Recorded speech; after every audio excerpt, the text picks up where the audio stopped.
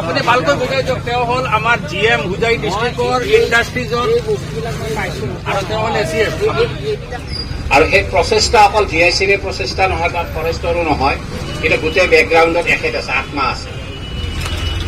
কাৰণ আত্মাৰ পৰা আমি যথেষ্ট পৰিমাণে সহায় পাইছোঁ বা আমাৰ লগত এটা ভাল যোগাযোগ হৈছে। কিবা এটা প্ৰব্লেম বা জানিব লগা থাকিলে এখেতক ফোন মাৰোঁ, এই তেখেতক ফোন মাৰোঁ, মাৰি আমাক ডাটাখিনি গোটেইখিনি আমাক লাগে। সেনেকুৱা যা নহওক, মই যেতিয়া ইয়াত আহিলোঁ, মই এটা এনেকুৱা ধাৰণা এটা কৰিলোঁ, মই ইয়াত মোৰ কেইবাখনো চিনাকি মুখ আছেও বাৰু, কিবা কিবি আছেও, সেইবিলাক আছেও চিনাকি মুখ।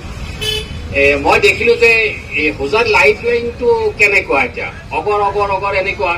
আৰু সেই লৈ মই অগৰৰ ওপৰত অলপ মন দিব ধৰিলোঁ। মই গুণোৎসৱৰ সময়ত যেতিয়া ডিউটি কৰিম, মোৰ বন্ধু বুলিও ক'ব পাৰোঁ, আমাৰ যোগীজান ব্লকৰ ফালে মজিবুৰ নামৰ এজন মানে আছে মোৰ চিনাকি। তেওঁৰ ঘৰত মই 3 দিন থাকিলোঁ। সেইফালে মোৰ স্কুল আছিল, 3 দিন তেওঁৰ ঘৰত মই থাকিলোঁ।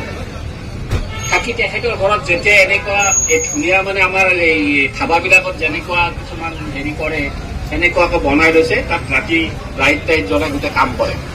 এই মই ডিউটিৰ পৰা গৈ গুণোৎসৱৰ গৈ ময়ো তাতে বহিলোঁ, তাতে অকণমান জানিলোঁ ভেলুটো কোনটো, কি কোৱালিটি কি, এনেকুৱা এটা মন যায়।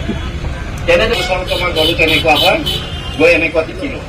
যা নহওক, মোৰ মনটো কিবা এটা এনেকুৱা লাগিল যে অগৰ অবিহনে যেন হোজাত দেখোন বহুত কিবা খালী যেন লাগে, যে অগৰে যেন মানুহখিনিক একদম তল লেভেলৰ পৰা জীয়াই ৰাখিছে যেন লাগে।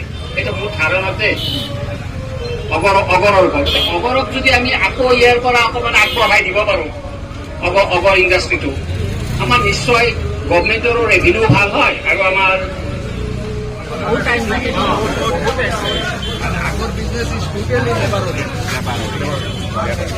আৰু মেনুৱেল এইবিলাকৰ কেজি কিমান কয়?